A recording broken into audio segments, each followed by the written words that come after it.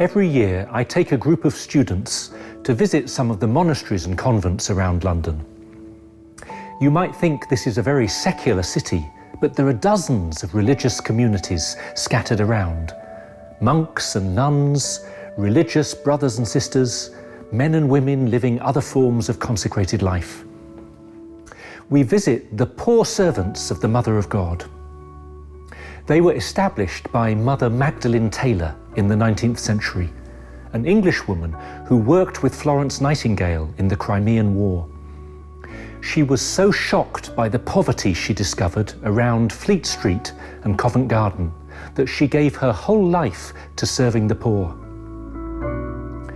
We visit Tyburn Convent near Hyde Park. This is a contemplative order where the sisters are completely dedicated to prayer and worship. And we come here to Allen Hall Seminary in Chelsea, where young men from around the country are preparing to be priests. I lived here for 8 years, teaching philosophy and helping with the training program. In the Bible, St. Paul explains how those who choose to stay unmarried have a special gift because they can focus on the things of God. They can give their undivided attention to the Lord. So what we call consecrated life is not something that started in the 19th century. It goes back to the beginning of Christianity. There is so much variety. Some communities are enclosed with a focus on prayer and community. Some communities are more active and engaged with the world in education, healthcare, social work, parish ministry, missionary work, or service to the poor. Some people are living their consecration in more personal or hidden ways outside of any community. Consecrated life involves the evangelical counsels, the 3 vows of poverty, chastity, and obedience. You promise to remain poor without private possessions, to remain unmarried in lifelong celibacy, and to be obedient to your superiors in the service of the gospel. This is a very special call from God. It gives someone a greater freedom to follow Christ and to be at the service of others with an undivided heart. Consecration, when it is lived with generosity, becomes a sign of God's unconditional love.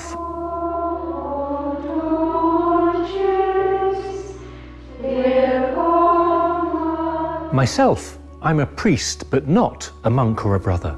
This is a different kind of consecration. Now, every Christian has a priestly vocation to worship God and to show the love of Jesus Christ to the world. This is the baptismal priesthood. But through the sacrament of ordination, the ministerial priest represents Jesus Christ as the head and shepherd of the church. He stands in the person of Jesus Christ. This is part of God's plan. You see Jesus sending out the 12 apostles in his name. You see the apostles calling others to share their ministry, laying hands on them, so the church will have a new generation of shepherds. Ordination also includes deacons who assist in the liturgy and preach and teach and reach out to serve the community. And it includes bishops who represent the apostles and receive the fullness of the sacrament of ordination. There is an unbroken tradition in the Catholic and Orthodox churches of calling men to the priesthood and not women. This is not because men are superior or anything, but because Jesus specifically chose men to be his apostles and to represent him in this way, and because the tradition is so clear and consistent. The priesthood is such a gift. When a priest teaches with the authority of the church, it is Christ who teaches. When he forgives our sins in the sacrament of confession, it is Christ who forgives.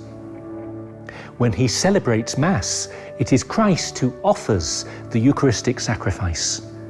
When he cares for his people, it is Christ reaching out to them.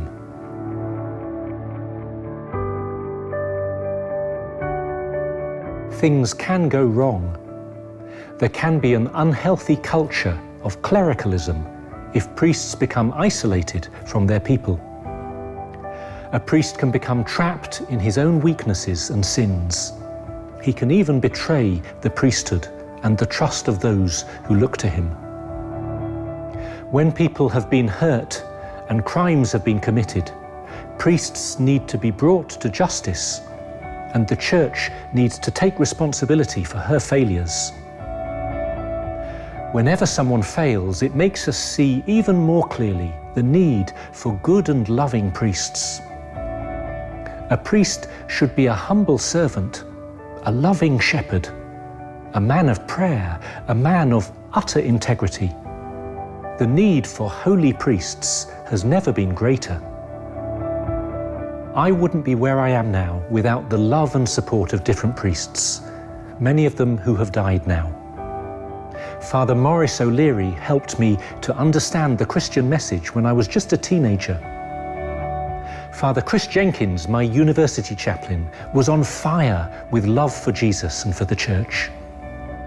Father Digby Samuels, a dear friend, had such kindness and tenderness for others that I sometimes imagined I was seeing the kindness of Christ himself.